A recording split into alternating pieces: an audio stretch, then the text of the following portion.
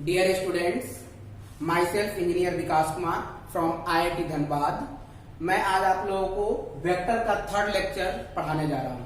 इसमें मैं vector addition को फॉलो करूंगा, कंप्लीट कर दूंगा अभी। वेक्टर एडिशन में अगर हम लोग बात करें तो हम लोगों ने थोड़ा सा पढ़ा था यूनिट वेक्टर का सम। दो यूनिट वेक्टर को, तीन यूनिट वेक्टर को कैसे हम लोग सम करते हैं यूनिट वेक्टर के फॉर्म में अगर वेक्टर है तो।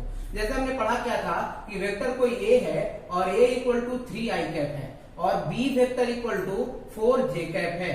तो अगर हमें कोई सी वेक्टर चाहिए, C vector equal to 3i cap plus 4j cap, that means अगर हम लोग बोले तो सी वेक्टर क्या है, A vector plus B vector है। ठीक है, इसका सम के लिए हम लोगों ने बताया था कि सी का जो मैग्नीट्यूड होगा वो क्या होगा, रूट अंडर 3 का स्क्वायर प्लस 4 का स्क्वायर। ठीक है, अगर हम लोग इसकी बात करें कि इसका वैल्यू क्या आ रहा था, 5 आ रहा था। ये हम पिछले लेक्चर में इसके बारे में हम लोग पढ़े थे। अब हम लोग इस लेक्चर में क्या देखने जा रहे हैं कि भाई अगर वेक्टर यूनिट वेक्टर के फॉर्म में नहीं दिया हुआ है, यूनिट वेक्टर के साथ में वेक्टर नहीं दिया हुआ है, सिंपली वेक्टर दिया हुआ है और उसका मैग्नीट्यूड दिया हुआ है, तो हम लोग कैसे उस दो वेक्टर को ऐड करेंगे। तो हम लोग यहाँ पे पढ़ेंगे किसी भी दो वेक्टर के सम के लिए, दो वेक्टर के सम के लिए हमारे पास दो रूल्स हैं। फर्स्ट रूल्स को हम लोग बोलते हैं, फर्स्ट रूल को बोलते हैं ट्रायंगल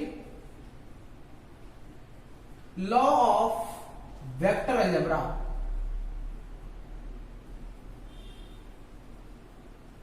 और दूसरा जो आता है parallelogram law of vector algebra. ठीक है, तो हम लोग एक एक करके दोनों पढ़ेंगे। फर्स्ट में हम लोग सबसे बेसिक जो लॉ होता है, जो सबसे ज्यादा यूज होता है, वो triangle law of vector algebra है। ठीक है, triangle law of vector algebra बहुत ही सिंपल है। जैसे हमारे पास अगर दो वेक्टर दिया हुआ है, मान लिया कि एक ए वेक्टर दिया हुआ है, ए वेक्टर, और मॉड ए का वैल्यू दिया हुआ कितना, मान लिया कि मॉड ए का वैल्यू दिया हुआ है 4 यूनिट। ठीक है, और बी वेक्टर दिया हुआ कुछ इस तरह से, बी वेक्टर दिया हुआ इस तरह से, और ये एंगल कुछ भी जैसे हमने मान लिया कि 60 डिग्री बना रहा है, दिस इज बी वेक्टर। ठीक है, ए वेक्टर और बी वेक्टर, बी वेक्टर का भी मैग्नीट्यूड गिवन है, बी वेक्टर का मैग्नीट्यूड मान लिया कि 5 यूनिट गिवन है। ठीक है, अब हमें triangle law of vector algebra को यूज करके ए और बी को सम करना है, ए और बी को सम करना है। तो अब हम लोग इसकी बात करते हैं कि कैसे हम इसको सम करेंगे। तो triangle law of vector algebra की बात अगर हम लोग करें तो triangle law of vector algebra बोलता क्या है और रूल्स क्या है, उसके बारे में हम लोग बात करते हैं। सबसे पहले तो रूल्स ये है कि triangle law of vector algebra में फर्स्ट वेक्टर के हेड पर दूसरे वेक्टर का टेल रखते हैं। क्या करते हैं, फर्स्ट वेक्टर के हेड पर दूसरे वेक्टर का क्या रखते हैं, टेल रखते हैं। ठीक है, और जो रिजल्टेंट होता है ना, फर्स्ट वेक्टर के टेल से सेकेंड वेक्टर के हेड तक होता है। ट्रायंगल लॉ क्या बोलता है कि फर्स्ट वेक्टर के हेड पर दूसरे वेक्टर का टेल रखते हैं और जो रिजल्टेंट होता है ए प्लस बी वेक्टर जो होता है आर वेक्टर इक्वल टू, जो हमें फाइंड करना है कि आर वेक्टर इक्वल टू क्या होगा, ए वेक्टर प्लस बी वेक्टर। यानी फर्स्ट वेक्टर अपने पास क्या हुआ, ए वेक्टर, और सेकंड वेक्टर क्या हुआ, बी वेक्टर। यानी ए दोनों को सम करना है। यानी फर्स्ट वेक्टर का हेड कहाँ है, ये है, और सेकंड वेक्टर का टेल कहाँ है, ये है। ठीक है, यानी कि फर्स्ट वेक्टर के हेड पर सेकंड वेक्टर का टेल रखते हैं और जो रिजल्टेंट होता है वो फर्स्ट वेक्टर के टेल से सेकंड वेक्टर के हेड तक होता है। तो हम इसको थोड़ा सा हम लोग सॉल्व करके देखते हैं कि भाई फर्स्ट वेक्टर ये है, ए वेक्टर, ठीक है, और फर्स्ट वेक्टर के हेड पर सेकंड वेक्टर का टेल रख दिया, बी वेक्टर। ठीक है, जो रिजल्टेंट होगा ना, जो रिजल्टेंट होगा वो कहां से कहां तक होगा, फर्स्ट वेक्टर के टेल से सेकेंड वेक्टर के हेड तक, दिस इज रिजल्टेंट वेक्टर। और यही क्या होगा, ए वेक्टर प्लस बी वेक्टर होगा। कोई दिक्कत। अब हम लोग आर वेक्टर का मैग्नीट्यूड कैसे निकालेंगे, तो आर वेक्टर का मैग्नीट्यूड का जो फॉर्मूला होता है वो ये होता है, डायरेक्ट फॉर्मूला पे हम लोग जाते हैं कि आर वेक्टर का मैग्नीट्यूड का जो फॉर्मूला होता है वो रूट अंडर ए का स्क्वायर प्लस बी का square plus 2ab cos theta. ठीक है, मॉड ए का स्क्वायर मॉड बी का स्क्वायर 2ab cos थीटा, जो आर वेक्टर का मैग्नीट्यूड होगा। और जो आर वेक्टर फर्स्ट वेक्टर से जो एंगल बना रहा है जिसको हम लोग फाई बोल रहे हैं, तो tan फाई का जो वैल्यू होता है वो होता है b mod b sine theta upon a plus mod b cos theta. ठीक है, ये फाई एंगल फर्स्ट वेक्टर से बनाता है, जो रिजल्टेंट वेक्टर है वो फर्स्ट वेक्टर से कितना एंगल बनाता है, फाई बनाता है। और इसी को हम लोग ऐसा भी लिख देते हैं कि phi equal to tan inverse b sine theta upon a plus b cos theta. ये होता है एक फाई का वैल्यू होता है रिजल्टेंट जो फर्स्ट वेक्टर से एंगल बनाता है। अब इसका प्रूफ भी आता है कि प्रूफ कैसे हम लोग, भाई ये तो हम लोग याद कर लिए, नीट के लिए तो याद करके काम चला देते हैं, लेकिन क्या होता है कि बोर्ड में इसका प्रूफ भी पूछ लेता है। ठीक है, या फिर अगर हम लोग बात करें तो थोड़ा ज्यादा समझने के लिए जो जेई एडवांस में या जेई मेन में यहाँ से प्रॉब्लम आता है वो प्रूफ के बेसिस पे आता है। तो प्रूफ के बेसिस पे हम लोग थोड़ा इसका प्रूफ भी पढ़ते हैं कि कैसे सॉल्व होता है। ठीक है, ये तो आपको याद है। अब हम लोग यही को मिटा रहे हैं आगे और फिर देखते हैं।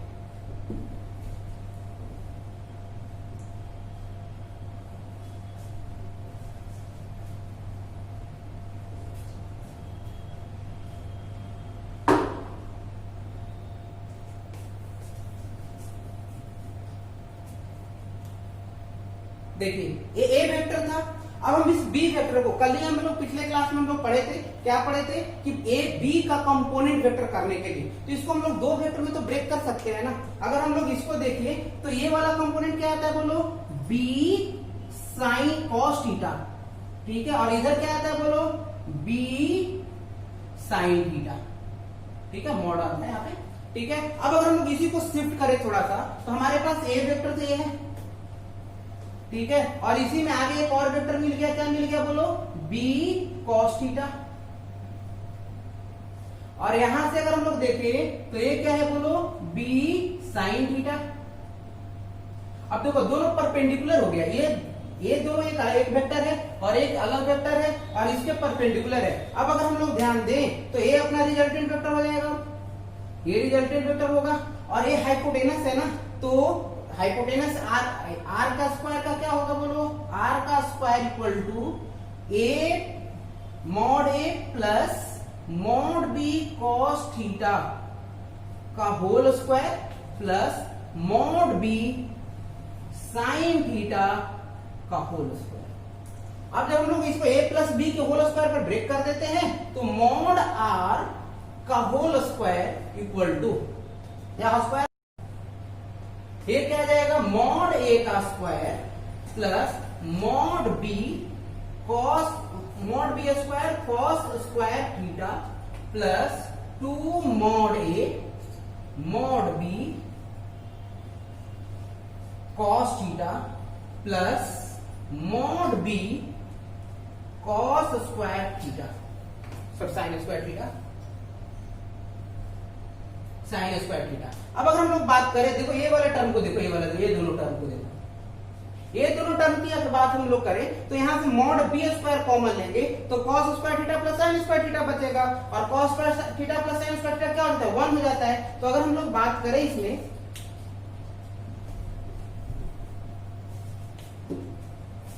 तो R vector mod R equal to क्या हो जाएगा, mod R equal to mod A का स्क्वायर प्लस मॉड बी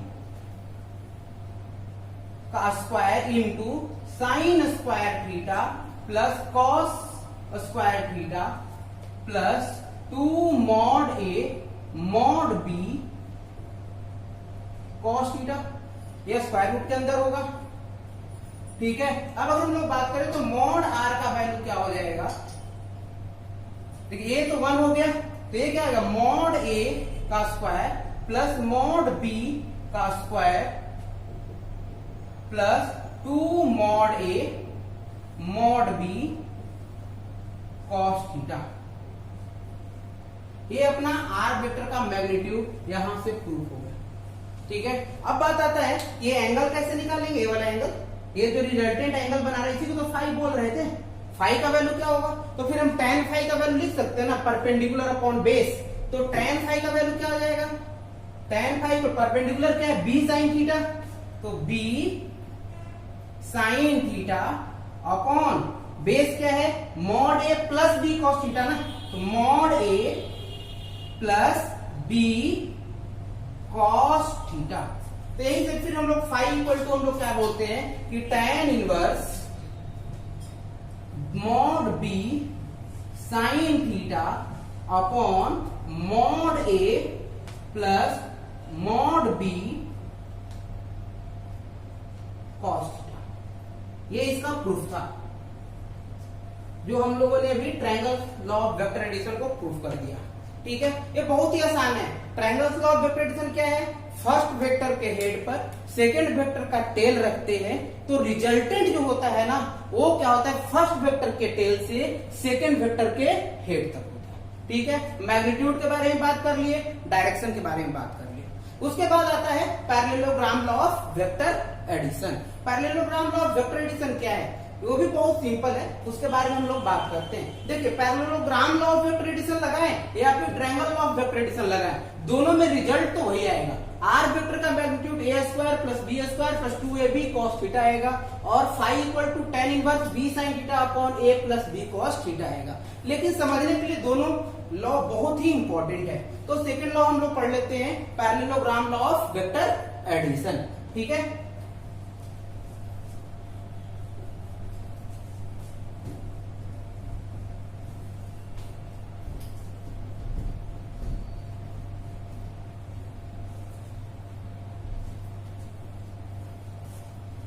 देखिए हमारे पास क्या था, एक वेक्टर a था और दूसरा वेक्टर क्या था, b था। ठीक है, और b वेक्टर क्या है भाई, एक थीटा एंगल बना है। ठीक है, अब अगर हम लोग बात करें कि भाई ए पैरेललोग्राम लॉ कैसे अप्लाई करेंगे, तो पैरेललोग्राम लॉ क्या बोलता है, सेकंड लॉ है। पैरेललोग्राम लॉ क्या बोलता है कि दोनों वेक्टर का हेड या फिर दोनों वेक्टर का टेल एक पॉइंट पर लाते हैं। देखिए, इसका फर्स्ट वेक्टर का टेल ए है और हेड ए है, सेकंड वेक्टर का टेल ए है और हेड ए है। ये लॉ क्या बोलता है कि दोनों वेक्टर का चाहे तो हेड या फिर दोनों वेक्टर का चाहे तो टेल एक पॉइंट पर लाते हैं और उसके बाद क्या करते हैं, पैरेललोग्राम बनाते हैं। जैसे देखिए हम बना रहे हैं, फर्स्ट वेक्टर मैंने लिख दिया, ए बना दिया और सेकंड वेक्टर का टेल ला रहे हैं फर्स्ट वेक्टर के टेल पर। फर्स्ट वेक्टर का टेल यहाँ है और सेकंड वेक्टर का टेल लाया इस तरह से, तो ये क्या मिल गया, सेकंड वेक्टर बी मिल गया। तो ये फर्स्ट वेक्टर और सेकंड वेक्टर दोनों का टेल एक जगह लाया। अब हम क्या कर रहे हैं, बोल क्या रहे हैं कि पैरेललोग्राम बना लो। पैरेललोग्राम बना लिया, पैरेललोग्राम बना लिया। अब बोलता क्या है कि जो डायगोनल्स होता है ना, दोनों वेक्टर के इंटरसेक्शन पॉइंट से जो डायगोनल्स पास होता है वही क्या होता है, रिजल्टेंट वेक्टर होता है। तो रिजल्टेंट वेक्टर अपना ए होगा, आर वेक्टर, और ये आर वेक्टर को हम लोग बोलते हैं ए वेक्टर प्लस बी। ठीक है, और रिजल्टेंट जो एंगल फर्स्ट वेक्टर से बना रहे यही है फाई। ठीक है, यही क्या है, फाई। और ये ए और बी के बीच का एंगल कितना है, थीटा है। ये देखो, वेक्टर को यहां से पकड़ा और यहां लाकर रखा तो ये वाला एंगल यही तो होगा थीटा। ये पूरा एंगल क्या है, थीटा है। लेकिन रिजल्टेंट वेक्टर फर्स्ट वेक्टर से एंगल कितना बना रहा है, फाई बना रहा है। और इसका मैग्नीट्यूड क्या होता है, आर का वही मैग्नीट्यूड होता है जो हम लोग पहले पढ़े थे, रूट अंडर मॉड ए का स्क्वायर प्लस मॉड बी का square plus 2 mod A mod B cos theta. और रिजल्टेंट फाई का वैल्यू क्या होता है, tan inverse B sine theta upon A plus B cos theta.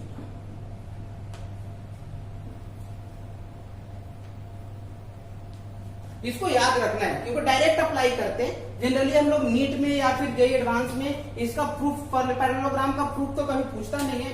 और अगर हम लोग को डायरेक्ट फॉर्मूला याद है तो हम लोग अप्लाई कर लेते हैं, बहुत आसानी से अप्लाई कर लेते हैं। ठीक है, यहां तक तो क्लियर हो गया। अब अगर हम लोग आगे बात करें तो वेक्टर एडिशन पे एक हम लोग प्रॉब्लम ले सकते हैं। बहुत छोटा सा प्रॉब्लम लिया, मैं इसी में ले ले रहा हूं। देखो, मैंने मॉड ए का वैल्यू क्या ले लिया, 3 ले लिया, मॉड बी का वैल्यू क्या ले लिया, 4 ले लिया, और थीटा का वैल्यू क्या ले लिया, 60 डिग्री ले लिया, और पाई बाई 3। इसको हम लोग रेडियन में कन्वर्ट करते हैं ना तो पाई बाई 3 भी आता है। तो अगर हम लोग बात करें कि अब रिजल्टेंट का क्या होगा, यानी आर वेक्टर का मैग्नीट्यूड क्या होगा, तो इस फॉर्मूले में डायरेक्ट रख दीजिए। इस फॉर्मूले में अगर हम लोग रख दें आर वेक्टर का मैग्नीट्यूड का, तो आर वेक्टर एक कितना है, तो 3 का स्क्वायर प्लस 4 का square plus 2 into 3 into 4 into cos 60 degree, यही आएगा। अब अगर हम लोग बात करते हैं क्या आ जाएगा 9, ये क्या आ जाएगा 16, ये क्या आ जाएगा भाई cos 60 का वैल्यू 1/2 होता है, तो 1/2 और ये 2 कैंसिल हो जाएगा, तो ये कितना आ जाएगा 12 स्क्वायर रूट, यानी इसका वैल्यू कितना हो जाएगा 16 और 9 25 और 12 कितना हो जाएगा 37, यानी रूट अंडर 37। ठीक है, उसी तरह से अगर हमें tan फाई का वैल्यू रखना है तो इस फॉर्मूले में हम लोग फाई अगर निकालना हो, इस फॉर्मूले में a b और थीटा का वैल्यू रख देते हैं। तो अगर हम इस फॉर्मूले में फाई का वैल्यू निकालें तो tan इनवर्स, अब हम लोग फाई में b कितना है भाई, b है 3 unit, 3 sin 60 upon a 4 plus 3 cos 60, तो फाई इक्वल टू क्या आ जाएगा tan इनवर्स 3 cos 60 sin 60 का वैल्यू कितना होता है 3/2, यानी 3 रूट 3/2 ऊपर आया, और नीचे 4 प्लस इसका वैल्यू का तो 1/2 यानी 3/2, यानी फाई इक्वल टू क्या आएगा tan इनवर्स 3 रूट 3/2 अपॉन, अगर हम इसको डायरेक्ट लिख दे, थोड़ा सा मैं डायरेक्ट लिख रहा हूं, तो कितना आ जाएगा बाई 11 आएगा। देखिए यहाँ पर एक चीज और आता है, थोड़ा सा दिक्कत जो होता है ना, ये दिक्कत होता है कि tan इनवर्स कैसे आया। जैसे 11th क्लास के बच्चों को जनरली दिक्कत होता है कि सर आपने tan इनवर्स क्यों कर दिया, तो बहुत सिंपल है। देखिए मैं आपको इसके बारे में थोड़ा सा समझा रहा हूँ। जैसे हम लोग क्या जानते हैं साइन 30 का वैल्यू तो हम लोग जानते हैं ना, कितना होता है 1/2 होता है, ठीक है। उसी तरह से अगर हम लोग बोले तो साइन 60 का वैल्यू जानते हैं तो क्या लिखते हैं रूट 3/2 लिखते हैं, ये लिखते हैं। अगर हम लोग उसी तरह से बोले कि साइन 45 का अगर वैल्यू लिखते हैं तो क्या लिखते हैं 1/2 लिखते हैं, ठीक है। अगर हमें ऐसा वैल्यू आ जाए जिसका हमको आता ही नहीं है, जैसे अगर हम लोग ऐसा आ जाए, जैसे हम लोग ऐसा बोलता है, यहाँ पे बोलता कि ये थीटा बोल देता, थीटा बोल दिया, तो हम लोग थीटा इक्वल टू क्या लिखते हैं, थीटा इक्वल टू 30 डिग्री, ये बोल देते। यहाँ पर भी अगर थीटा होता तो क्या लिखते, थीटा इक्वल टू क्या लिखते थे बोलो, थीटा इक्वल टू कितना लिखते हैं 60 डिग्री। यहाँ पर भी अगर थीटा होता तो क्या लिखते, थीटा इक्वल टू 45 डिग्री। अगर कुछ ऐसा दे दे हमारे पास कि साइन थीटा इक्वल टू 1/4, अब तो वैल्यू ही नहीं पता, कोई भी ऐसा वैल्यू आता नहीं है कि जिसका साइन थीटा रखो तो 1/4 है, तो हम लोग क्या करेंगे भाई, उस केस में हम लोग क्या करते हैं कि theta equal to sine inverse 1/4 लिखते हैं, ठीक है। फिर कोई दिक्कत ही नहीं है। इसका मतलब यही होता है कि हम लोग इसको 1/4 का वैल्यू नहीं जानते, अगर जानते हैं तो डायरेक्ट वैल्यू लिख देते, और नहीं जानते तो इसको हम लोग क्या करते हैं, वो साइन इनवर्स के टर्म में ले लेते हैं। उसी तरह से अगर हम लोग tan में भी ले लेते हैं कि tan थीटा इक्वल टू कुछ समथिंग दिया है, तो इधर लिख दो tan theta equal to something दिया है, जैसे दे दिया 1/2। अब हम थीटा का वैल्यू नहीं जान रहे, थीटा का वैल्यू हम लोग नहीं जान रहे हैं, तो थीटा इक्वल टू क्या लिख देते हैं tan इनवर्स 1/2। अगर ऐसा होता, इसी में अगर ऐसा होता tan थीटा का वैल्यू अगर हमारे पास 1/√3 आ जाता, ठीक है। अब हम थीटा का वैल्यू जानते हैं कितना होता है 30 डिग्री, tan 30 का वैल्यू 1/√3 होता है, तो थीटा का वैल्यू डायरेक्ट 30 डिग्री लिखते हैं, कोई दिक्कत नहीं, यहां तक कोई दिक्कत नहीं। चलो बस इतना आपको पॉज कर लीजिए और उसके बाद लिखिए, उसके बाद आगे।